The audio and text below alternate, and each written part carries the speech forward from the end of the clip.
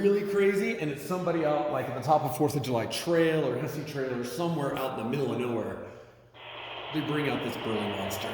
Yeah. Look at that lift kit on that thing. Look how high off and around it is. It's an interesting ride from what I hear. Yeah. It creaks, it squeaks, it moves all over the place. I see someone's on the someone's talking. This is the Netherlands Fire Department fleet right here. There's other ones folded up inside some of the engines. This is the main fire engine. Big pumper. How big of a tank? I should know how many gallons are in this. I just quizzed on it. This is the emergency. This is like for car accidents and stuff. This guy is a heavy monster, but it's got all the extraction equipment, the jaws of death, that kind of stuff. Lights are supposed to click on, but I'm not going to mess with them. Let's see, what's this guy over here? Here's the big water carrier. It's the heaviest vehicle in the entire fleet. You can't really 3,000 gallons. You really can't really. Yeah, once you flip a flash on. There we go. So yeah, that carries 3,000 gallons of water. 3,000. It's look at the reflections. Yeah, lots of reflective material on these guys. So this is, I think, is the coolest truck we have. It is the burliest, toughest off-road vehicle, and it just looks cool because it's got these. They replaced the dual tires in the back with these gigantic monster tires. Oh my gosh. They're huge. Okay. Yeah, it's a pretty big, and this is our main ladder truck, only ladder truck. Only ladder truck? Only ladder truck. I mean, ladder trucks are useful to have when they've got buildings and stuff like this, but we don't have a lot of high rises. I think the tallest building in town is probably 4 stories. But it allows you to get water up above and shoot down. There we go. Yeah, so this is the ladder truck. It's one of the only, we only have 2 rear-wheel drive vehicles. Not something you really want in the mountains a lot, but no. Having a ladder truck with an aerial, and there's a big, when I say aerial, there's a hose, like it shoots out a ton of water. Oh yeah, you go on top of the... Yeah, it goes up and it shoots down, and then you can control it from below. Which is, and it can kick out a ton of water. And then a mini four-wheeler. It only has about 300 or 500 gallons. I get confused between the two. Yeah, and the four-wheeler. Hey, the four-wheeler even has a tag, so it's 5625. 26. I mean, I'm not surprised. They have to have something. Yeah, they keep track of all this stuff. Something related, and even a snow blower. Yeah, the snow blower doesn't have an engine, doesn't have a tag though. So let's grab my equipment. Well, so this is my locker. I didn't even know I had a locker until a couple days ago. You can smell it. I'm one of the people doing live fire. It smells like a smoky campfire. So we'll get this on the way out. Let's walk through here. And then putting your suit on in 58 seconds. Yeah, I gotta get. I have to put the bunker gear in under a minute, and then when you do the SCBA with the mask, you gotta do that under a minute. So sometimes they'll just say do all of it under 2 minutes.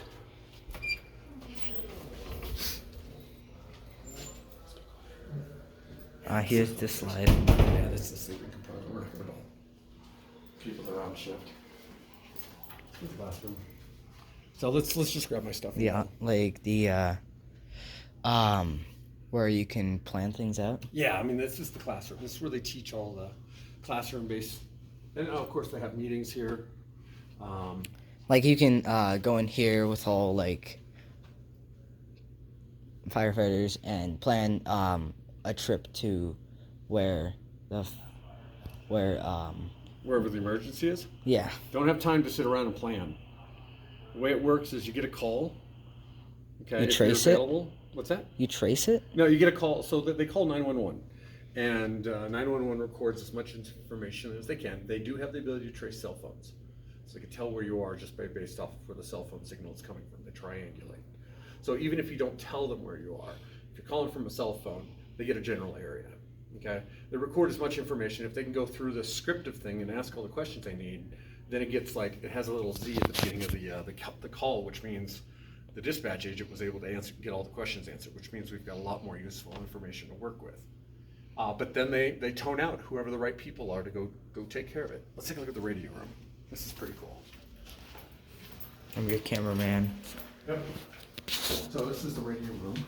There's a radio here. There's another radio that rings about all through the entire building. It's a separate thing. But you can kind of tune this in and sort of tell, like sort of control who goes where and does what. You can pull up all the different calls that we get through here. That's mostly what they've taught me about what's in here. There's other things elsewhere. The emergency button or something? I don't know. Push for additional 15 minutes of Red One. Red One's one of the main stations that we do. One of the radio stations. So this is the microphone they use for this guy. But it's pretty much just like what's in most of the other trucks around here, that base station. Huh. Um, Comfy chairs. They get comfy yeah, chairs. sure. This work gets done here. Let's go grab my equipment and we'll get going. Upstairs, they've got a kitchen, a bunch of small little bedrooms, an exercise area, a movie viewing area. There's like almost as big as my shoulders. Yeah, these tires are huge. I don't really know why you need such a big, huge off-road vehicle. That much clearance, all that white one. That white one? Yeah. Yeah, I don't know why you need that much clearance. I mean, you go in some rough territory, the more clearance you get, the better you can handle like logs or rocks that you got to drive over. That vehicle is sexy, but it's kind of hand put together. I don't know. It was built, but the guy that was teaching me about it was he had been here before. They ordered it, and then you saw it came in, and he had to do a ton of work to make it work, and he found all kinds of weird little design ideas. You know how my tire makes that scraping noise when they turn? yeah. That thing does that. What is it because of how big the tires are? Yeah. It just can't. But they designed the tire well that it's in, with the intention of putting those tires in there. So. How heavy is all your stuff and gear? Just the stuff I'm carrying right now is 45 pounds. Oh wow. Yeah. And then with your tank and the mask, another 30 pounds. another 30 pounds. So 75 pounds is the standard amount of equipment. Less weight than I. Yeah, it's like if I had to carry you, crawl around inside of a building that's on fire with you sitting on my back. Oh my god. It totally kicks my butt. I love the matte black helmet. You like the black helmet? Yeah. I do. I like their equipment. I like to see in Timberline. Oh, these are my gloves. You just like. Timberline, you didn't get the black helmet until you became a full-fledged firefighter. So they issue that's pretty standard here. The officers get white or black helmets. We gotta get another air tank too. Another air tank? Yeah, we'll go back in a second here. Let me show you where the tanks are. Netherlands firefighter. And this is only one of 3 stations too. There's one up on. I think I know. Right near where Micah lives. Yeah, I know another one. Where's that one? Like I think it's where they had a garage sale or something. Oh, you're thinking of Sugarloaf. Yeah. Yeah, that's a different fire department. Oh, this is where we like. A lot of times when you go into, you know, like you gotta wash your equipment after it's all smoky. This is just a big blow dryer for fire equipment, for the bunker gear. So they've got a big blower here that blows out through these tubes, and then it sort of takes a long time to dry off that equipment though. The medical Yep. stuff. Let's Just oh my god. what's that? Yeah, you next to the tire well. It's just a tire. Yeah. This thing could be used for off-road. This thing's pretty impressive. How big is this engine? Like a V10? Oh, I have no idea. I think it has to be a V10 or 12. Come on up here. Ooh. We're not gonna mess with anything. Because I don't know how to mess with anything. But it is cool up here. So this is the engineer's panel. You can control the pumping equipment from up here. You can also manage this guy. And this thing could shoot water. Really far. Yes. And then when the engine's turned on, there's this really cool, you know, under cabinet lighting that sort of gives you real good visibility here. Vacuum chambers. Yeah. Yeah, I mean, I'll learn how to be a basic firefighter and then probably do firefighter 2 so that I can take more of a lead. But learning how to run all this pumps and stuff, there's a radio here just for this guy to work with. That's a whole nother level of training and skill. And they're all different. They're all different. They're all different. I mean, they all have similar concepts, but you can see some of the hose lays that we have on the top of there. How do you even reach that? Reach over There's steps. And there's handbars that you can do, like we climbed up here using this. But yeah, you jump up there, and some of those are designed, like you can see there's a nozzle on one of those, so you can just take it and take off running. and you carry 50 feet of hose on your shoulder and drag the other 50 feet behind you. Once that 50 feet is gone, you then let the stuff on your shoulder deploy, so you can run 100 feet in quick succession and lay out 100 feet of hose. My God. That's tiring. And then, remember, this entire time, yeah, 75 pounds of equipment, carrying another, 50, 100 pounds of hoses. hey, it's fine. Oh my God, I gotta get so much stronger. And then there's the spotlights for the sides. Oh yeah, lighting. Scene lighting is actually a very important thing, because you can't really work on something unless you can see what you're doing. So when you get down, here, you give me the phone. Yeah, so I gotta, I know. What do you know? Tell me. You have to like climb down the way you don't climb down face first. That's true. You climb down facing this way, but the key thing to remember is you have 3 points of contact. Your feet, your hands. One foot goes down. I got 2 hands on. Okay, now I get that other foot. I can lower the other foot. Okay, but I still have both hands on here, so I have 3 points of contact the entire time. Okay, I'm gonna move my hand down here. There. Just the grip on this. Step, bro. I don't know what that. It might have said something else. Yeah, they do have good grip. You got to remember that a lot of time people climbing up and down, they're wearing those big boots, and we do live in the mountains, so there's lots of ice. So having really good grip. This is called a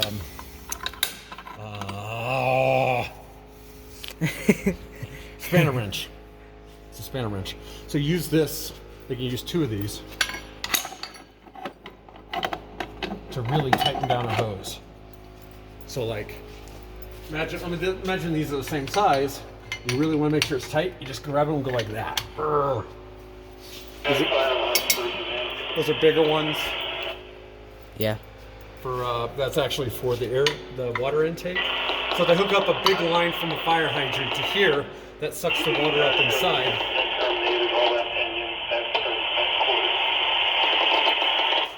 You Pretty can't. fuzzy. It's sometimes hate how like it's so like crackly. You can't. Yeah, I mean you can't really hear it. that's a radio signal from a ways away. That's it actually was. I heard left hand in there, which is on the other side of Gold Hill. Sort of like, well, we come down Left Hand Canyon sometimes. Let's go get the air tank. Oh yeah. And so you can see here's like a quick deploy. So you just pull these, and if you want to deploy a 2.5-inch line, which is friggin' huge, they're not, when it's not filled with water, it doesn't weigh nearly as much, but they're a bear. This is normally what you'll run forward with. So you climb up on here, you grab this flap here. Well, you get this part, the blue hose on your shoulder, and then you grab this part and you run forward with the blue hose on your shoulder, still trying to hold on to it until this stuff, you've used all of it, and like you pull this to get it started, and then you take off running, and then the white part, well, brown, whatever color this is, once that's fully deployed, it'll start tugging on the blue one because they're connected. And then you start letting that one go off your shoulder, and by then you're 100 feet from the truck with a hose line. So about like 5 or 6 men can access a hose without like flying off. That's a one-person job. That's a one person? Yeah. Each Just- person is expected to be able to do that. Just one person can just shoot out. Well, you can run with the hose. You can try to manage the hose by yourself. It does get very tiring if it's if the engineer's pumping a ton of water through it, it gets harder to handle. But if you get in the right position, you can hold it for quite a while. Quite a while being 5 to 15 minutes before you get exhausted. So I mean, it's all kinds of cool tools in here. This is a good cabinet to look into.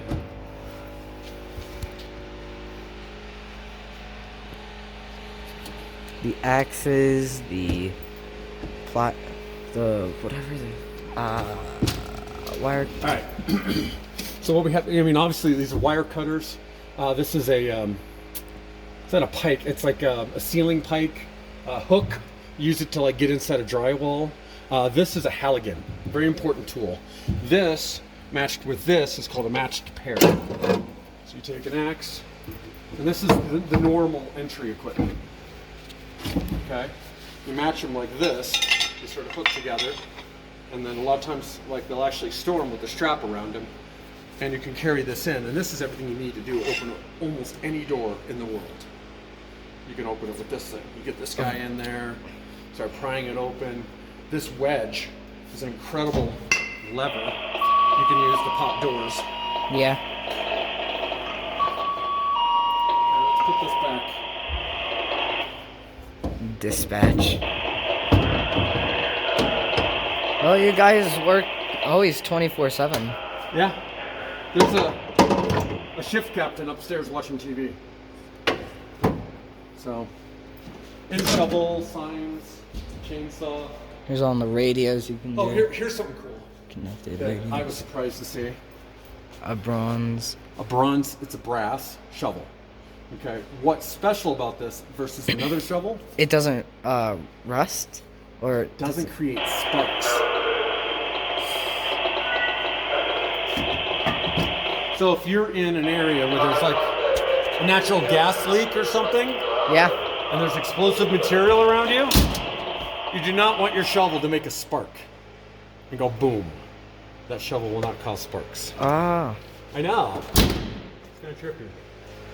I thought it wouldn't like oxidize or anything, but Yeah, I mean, rusting it won't rust either. Well, I don't know. Yeah, I don't think brass rusts. They are jaws, the jaws of life. So these are jaws of life. The ones that I were trained on, they had a compressor hose that you had to hook these things into and run it with that big hose. Battery powered. Just like my portable tools, just a lot bigger battery. So this entire truck can carry that much energy to open a car door? Yeah, I mean, these batteries have enough power to rip a car apart. Hello, Charlie. Is this okay if I just give him a little bit of a tour? Okay. Are you guys going out on something? I don't know. If they need us, we'll go out. Okay, I heard fuzziness. Left hand or something, right? No? Just like campfire, right? Okay. Boulder Res, Barker Res. So. Pretty cool stuff, huh? Yeah. Charlie's the acting chief. Cool. Yep. Let's go grab the air tank, which is the real reason we came here.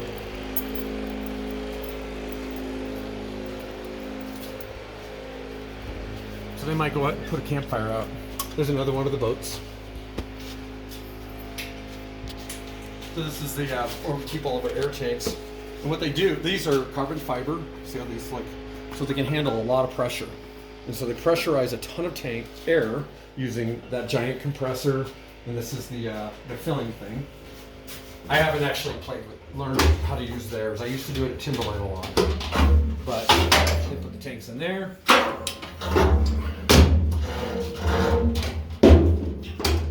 And then use the dials and it'll fill those tanks up. There's 4,500 pounds of air in these tanks. 45. 4,500 pounds of pressurized air in here, which will last you, if you're good at breathing, 45 minutes in a fiery environment. It shoots air into your face. It's not oxygen, it's just air. It's just air? Yeah, it's air with oxygen. These are oxygen tanks, but they use those to refill, like for medical reasons. Because our medical response people are, oxygen is always a critical element in a lot of medical care. Why is there just an outboard motor? Yeah. Part of the Netherlands fleet of ships, I guess. I don't know. Maybe one of these inflatable boats can handle an outboard motor. Maybe we just have one and we didn't get rid of it.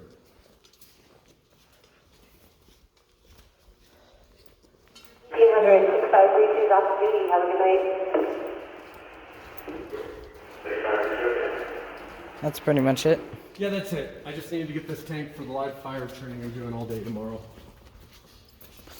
Those are huge tow hooks. I mean, Where? on the front of. Oh, I yeah. think- Can you imagine what the winch is on this thing? Oh, no, these hooks here? Yeah, the Yeah, hooks. there's one thing that Charlie showed us that was kind of funky. So this is our main, like for car accidents. This is the guy we use for car accidents. But it's that's a serious winch right there. And then It's thick. what's interesting about the tender, it has a winch on the back. But it weighs 66,000 pounds, I think is what they said. Yeah. It's even got a little monitor on the top we can spray water with. How many horns does How this many man? horns? I don't know, enough? I think it seems like just 1, 2 on the bottom. Maybe. It could be more. But I'm guessing like another 2 on the I would top. guess it's probably loud enough to get the message across. Definitely. Yeah. I've heard engines before, or Yeah. horns before. Yeah, sometimes when they pull out of here, we can hear them from our house.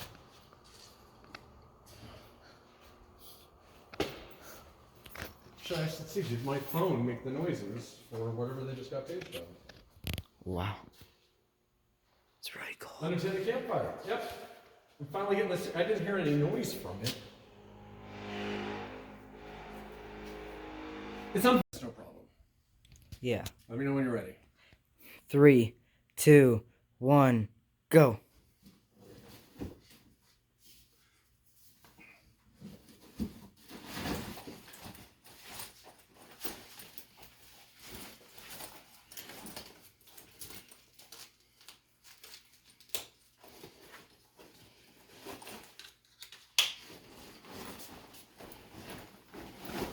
Oh, I'm going slow.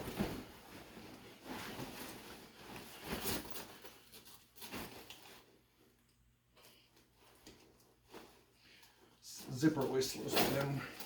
Make sure the Velcro's up. Okay. Chin strap. And gloves are slow too.